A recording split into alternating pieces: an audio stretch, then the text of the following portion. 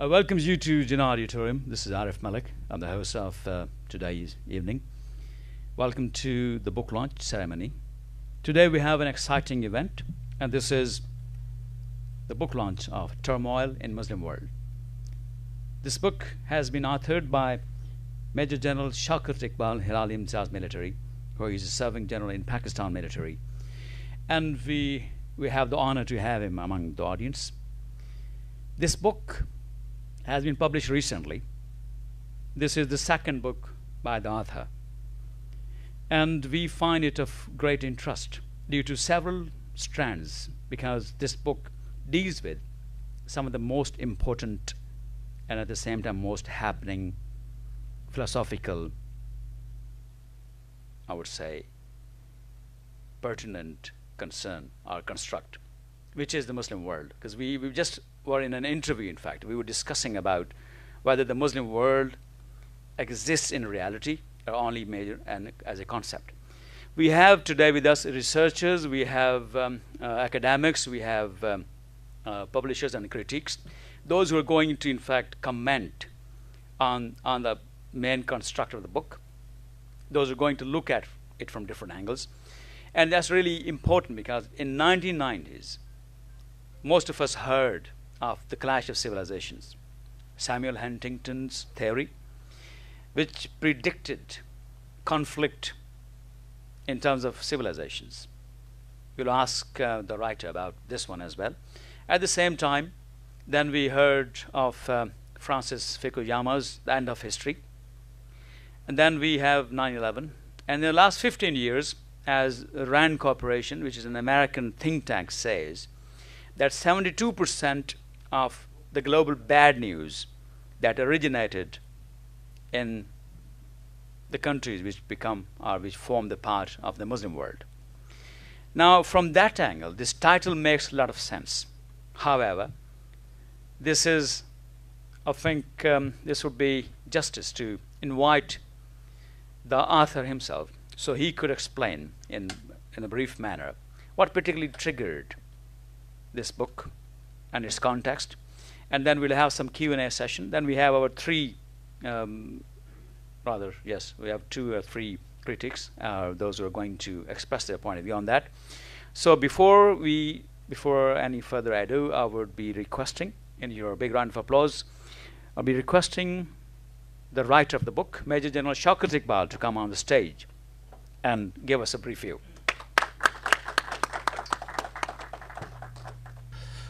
Bismillah ar-Rahman ar-Rahim. First of all, let me thank you all for coming here and participating in this book launch ceremony. I thought that UK is one place where many discussions take place on different opposing points of views on different subjects. So therefore, I must launch this book here so that you can discuss this point of view which I've given in the book.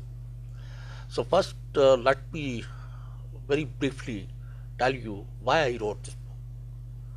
In fact, I served in Europe for a couple of years, and that was a time when this war on terrorism was on its peak, from 2003 to 2007. I was defense attaché in Germany, and there I looked at the world from a very different perspective. As we look at the world from Pakistan, probably from the West, it looks very different. I attended many workshops, security workshops, and others in a George Marshall Center, which is an American center and is located in Germany.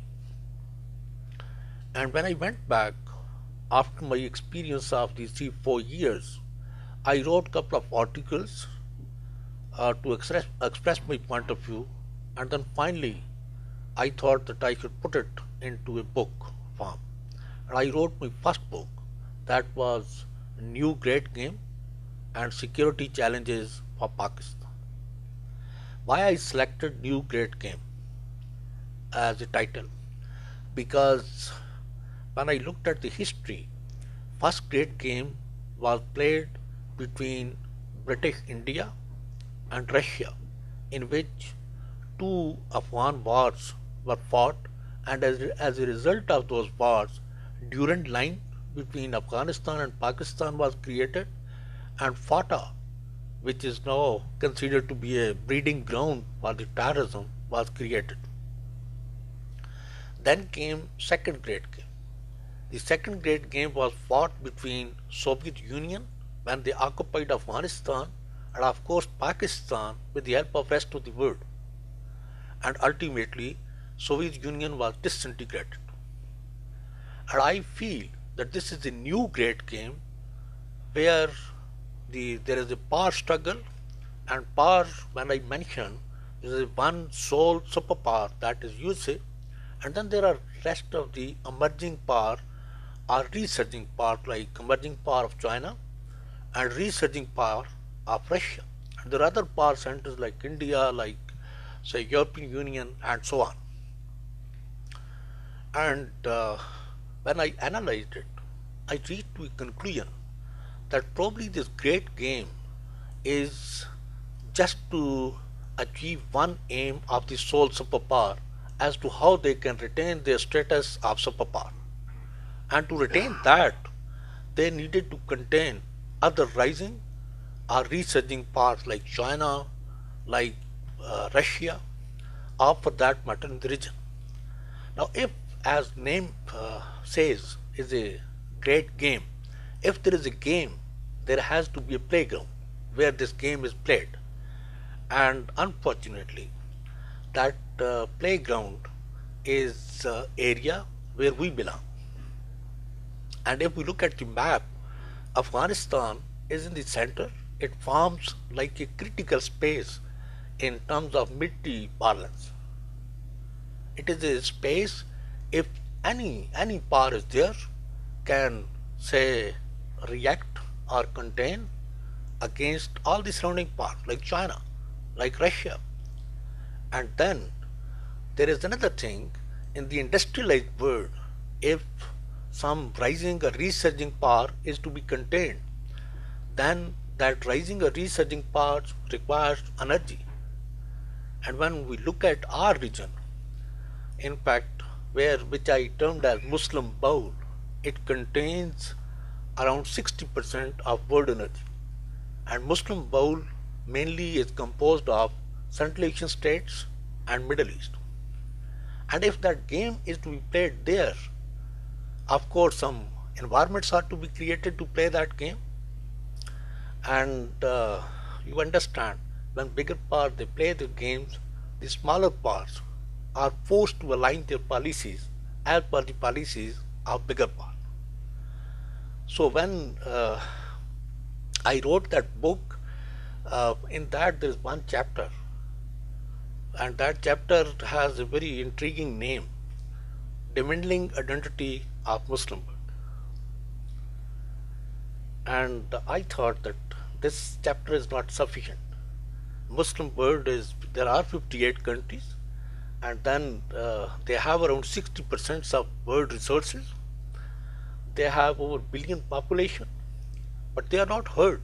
Today, when people they say that there should be extension or reformation of United Nations, they talk of Germany, they talk of Japan, India and Brazil to become member of Security Council. No one talks of any country from the Muslim world, despite the fact that we have so much.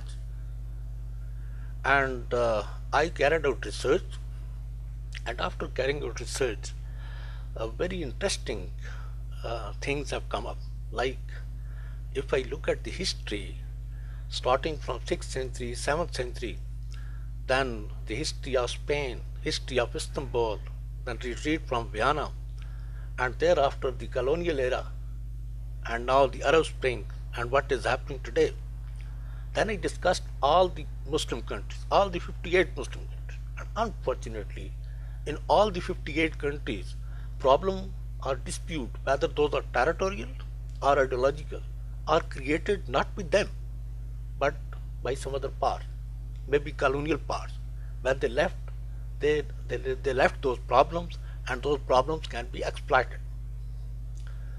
And when I look at the present game, which I mentioned in my first book, one, energy reserves are with the Muslim world. Second, Muslim world is also controlling all the transportation routes of the energy. Like Pakistan becomes very important, Iran becomes very important. I have also given one more terminology, that is power triangle. In fact, in the studies of the strategists, and especially in USA, it is considered that any power in future which will control a triangle, in the north is Kazakhstan, and the south is in fact Strait of Aden, and then it's India. Any power which is going to control this will control the world. And I feel that our youngsters, our sons, daughters, they must go through this book, at least what Allah has given us, and then what has been our history, and ultimately where we have landed today. And where we have landed today, we should in fact analyze ourselves, find out where are the mistakes, and how we can overcome those mistakes. So this is my point of view, and there are around 10 chapters of the book. I would recommend that you should go through that, and I'm very sure of that in every chapter there is some lesson for the readers. Thank you. Thank you very much. We're not only going to hear from the writer, we're also going to hear from those, in fact, who would be commenting on the book. So we have the honor to have with us today two speakers for tonight. One of them is Tariq Solomon. Tariq Solomon is a researcher at the School of Asian and African Studies, SWAS, at the University of London. Tariq is known for his expertise on Middle East, particularly Palestine issues, and he's consulted by the BBC and other global TV channels and other radio channels. Our second commentator today is Chris Day. Chris Day is a publisher, so who could be a better judge of a book? Because the publisher, in fact, deals with the book in its all forms of when it is an idea, when it is the process, and finally the outcome. So Chris is the CEO of Filament Publications, which is an upcoming company. It has published lots of very important books on personal development and other different sections. Chris may further enlighten us. So Chris would be commenting on the book and what the message it entails. So may I request Chris Day to come on the stage and join us, please. Firstly, I would say it's a real privilege to be here, and I do believe this is a very important book, and I've been enjoying this, and I think the one thing that stood out for me is the very first page, where you say this is dedicated to the Muslim youth of the Islamic world, and it's so important for them with a book like this to understand what has happened, how we've got to where we are today, and to learn the lessons of history. And I think this is a hugely comprehensive book, which could only have been written by somebody who has the overview through your background and the outlook that only through the diplomatic circles can you see that global picture. And I think what you've created here is a very, very thorough overview of all of the countries and all of the events in history. And I think it's fair to say that when you look at the many conflicts in history, there isn't one country that can be proud of itself. When I was reading here about the Crusades, I'm filled with horror about the things that have happened in the past. But you don't dwell on the past. You take lessons from that, and you look forward to some very innovative directions. And I think the conclusions that you come to in the book are excellent, and I really commend you. I think this is an excellent work which deserves to have the widest possible circulation. Well, thank you, Chris, for your warm-up words. In fact, at the same time, we have Tariq now. You both panelists, in fact, you can further question the writer, the author. Sure. We have the privilege to have among us. It seems like a very long list of wishful, thinking that we should have that. We should not fight with each other. We should create brilliant minds, and we should do. But that should thing has been going on for a long time. I mean, you're not the first. It's been from Afghani till now. It's been written, and it's been. But creating those conditions which can produce those brilliant minds, saying that that's very true. You mentioned even Abdurrahman Nasir's kingdom in Spain. He created one of the best waterway systems, and he started street lights in 12th century when UK never thought of any such things. But how's just mentioning that is going to help us? How thinking about that we were brilliant once and we should be brilliant again is going to help us? That is one of the ways. Having recommendations in that sense is brilliant. One of the other thing is that I think we need to start with taking responsibility. You mentioned that 1683 Vienna siege as a turning point, and you mentioned that that turning point was that the whole Muslim Christian world got together against us. They created a strategy. They looked at our weaknesses, they looked at our strengths, and they decided that unity is the problem with the Muslim world. They need to get they need to sort it out. But that certainly was the turning point. But that event in itself didn't create unity among Christianity. That period was the age of enlightenment in Europe. That period was the age of reason. It's called the scientific revolution. I mean, the geniuses they produced, Francis Bacon, René Descartes, John Locke, Spinoza, Bailey, Voltaire, Immanuel Kant. These are the people who set that ground for that creativity, that innovation, which took them to the heights where Muslims were once long time ago. We could never catch that. Instead of thinking that they are the ones responsible for our defeats, our miseries, our backwardness, and should we not be learning from that and saying that yes, they did what we had done, and now that is what we need to do. And probably when we combine it with a moment for soul searching, I think that would make sense. Thank you very much. In fact, when I mentioned about strength and weaknesses of the Muslim world when it was rising, it was not one major was of course unity, because at that time you may be, if you are a student of history, you know that in 16th century there was a 30 years European war, and there was altogether fragmentation in Europe. Every country was fighting with another country for power dominance. But then they looked at the Muslim world as one of the strengths as the unity, and rest you have very correctly highlighted that they learned from the Muslim world, their intellectual work, their constructive work, whether it was architecture, whether it was medicine, it was technology, and rest of the things, they were initiated by the Muslim world. And rest of the world, I would not mention Christian world, but rest of the world learned from that, and ultimately they have reached to a level where they are today. And we, the Muslims, because we got power, we got glory, and we lost that.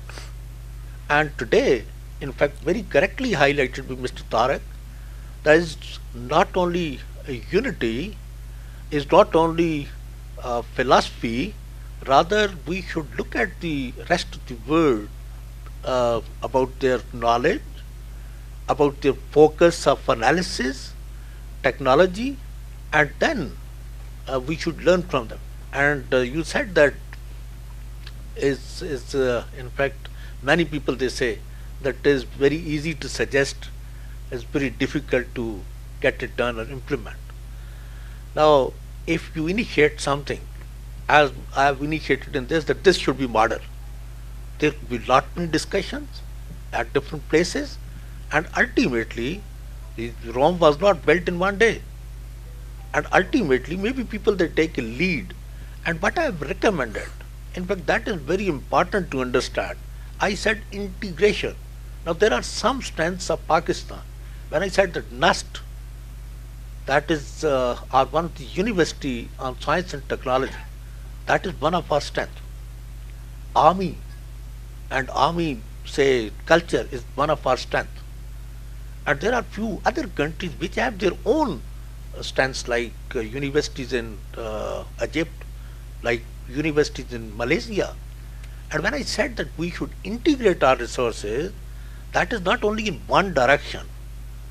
And I have mentioned there should be ideological council steering those resources, integrating those intellectual resources, so that we should analyze, critically we should analyze what has made Germany strong, what has made UK strong, and then ultimately we have the potential.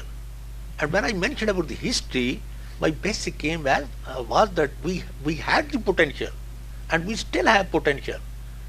And therefore, if we integrate those potential in different directions, and if you read the recommendation, there are different directions how to overcome these problems. And probably, if we could integrate that and we could bring that change intellectually, technologically, and even in development of the society, we can achieve those objectives. That is not just wishful thinking. The chapter which is the threat to the Islamic philosophy, I personally feel this is a perception created. When people they talk of Islamophobia or political misperception of the Islam, Islam says that killing of one individual is killing of humanity. Then how can we kill others? How can we be so extremist or terrorist? And then even if we look at Islam, our Prophet Muhammad sallallahu alaihi wasallam, he in fact gave the message because of his own conduct. He did not have miracles, but his conduct was such that that was taken as example. And if our conduct is taken as example, obviously we can remove those misperceptions about Islam. And that is how I mentioned this, that there is a threat to the Islam as a philosophy because it is misperceived. It is projected wrongly. And we should make an effort that Islam should be projected as it is, as I perceive, or as many others, those who have perceived in the past. Thank you so much for this comment. I think, Chris, you can particularly briefly mention or take it forward from the perspective of Islamophobia, because this is something, as someone who particularly looks at the peace and integration from that angle. Yeah, it's there is a huge opportunity to build bridges and to draw a line under history, and to for there to be a greater understanding between faiths. There is so much that we share, so much in common, and so many values that are special and important to us all.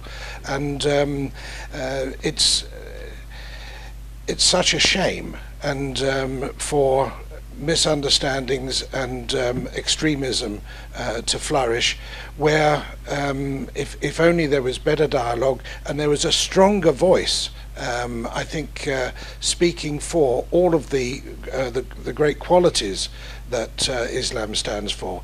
That needs to be communicated far stronger. It's an important message, and it is only when authors take all the time and trouble and energy to share their thoughts that books last forever. They will have a life of their own, and the thoughts that you are sharing in your book will influence many people in the future. I'm sure of that. And there needs to be more people with a louder voice, and using all the technology that's available for communication. We have TVapex, a wonderful worldwide voice, and it's important that all of these means of communication are used to get that positive message across and to build those bridges. General Sahib, you have very correctly narrated the very sensitive issues directly confronting with the Muslim Ummah. For a minute, we leave the issue related with non-Muslims and Muslims between two sections of the population. I need a detailed interview with you, because otherwise my questions would continue for at least 1 hour. We'll ensure that after that. No, yes, after that. You have touched about the less representation of the Muslim Ummah in United Nations Security Councils. You have also mentioned the various difficulties being faced by the Muslims throughout the world. You have also touched upon the sensitive issue of the Palestine, Rohingya Muslims, perhaps Kashmir people as well, because I came late. But unfortunately, the fact is that, if you don't mind, that we have so many problems. We talk too much, but the deeds are contrary to that one. We don't do it practically. We have the resources, we have the way out of come out from these crises, but we never ever bother to work practically, religiously, and what I can say, you have understood it. So I need that the problems are in front of us, but the way out and the solution, we need it. So I would like to ask you, what is your mind to increase the representation of the Muslim countries in the United Nations, to resolve the issues of the Rohingya Muslims, Palestinian and Kashmiri people, and how we can develop our very good relationship with the non-Muslim countries? Thank you. Thank you so much. Thank you very much. If you desire, we can always discuss more hours in a separate interview. Of course, today is a short time. What I personally feel, but I have recommended a model, and that model of Muslim unity is not on the basis of Islamic State or something. That is a model of like United Nations, that we should have a kind of General Assembly as a shura, where every country is represented, and then we should have different departments like Security Council and Ideological Council and rest of the things, and Economic Council and etc. And I've recommended that if that happens, then there'll be one voice, and they should have an instrument to implement whatever. Now OIC says something and there's no instrument of implementation, and they should have instrument of implementation. And I've also suggested in the book instrument of implementation, whether it is disaster, natural disaster, it is military disaster, it is political disaster, then how the Muslim world itself. And in fact, I would feel that that will be constructive role. In that way, we will not be blaming rest of the world, and rest of the world would not be, say, spending resources on Muslim world, and we will be able to do that ourselves. Now, representing in the United Nations, etc., I said that for everything. Now, in United Nations has different forums, and those forums are represented by different countries. And if we make a say outline plan where all the forums are represented through this OIU, Organization of Islamic Unity, different countries should be represented. There are different means, and then this OIU is represented in the United Nations by having different representatives like permanent membership. Why only India and Germany and Japan and Brazil?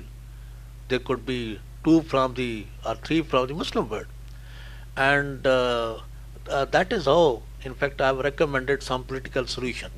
And I feel I am very convinced that if these issues are raised, our unfortunate problem is just to cut this debate short. We have regimes have vested interest. Then we Muslim countries, they have vested interest of each country against another Muslim country, and therefore there are so many hurdles. And we can overcome these hurdles because you just take model of European Union. There is clash of interest between UK and Germany.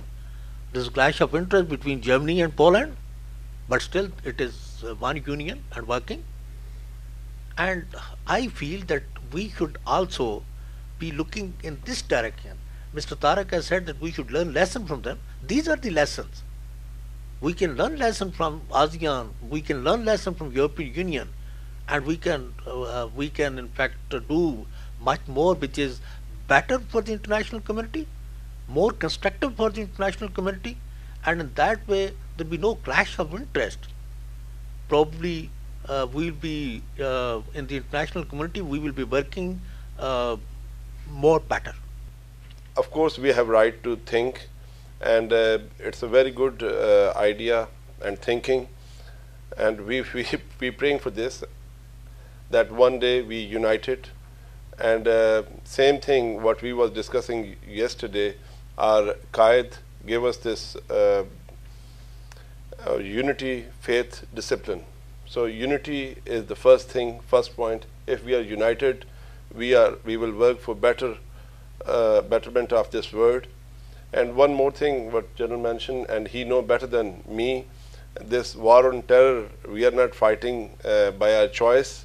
This is unfortunately not our choice, but we have no choice.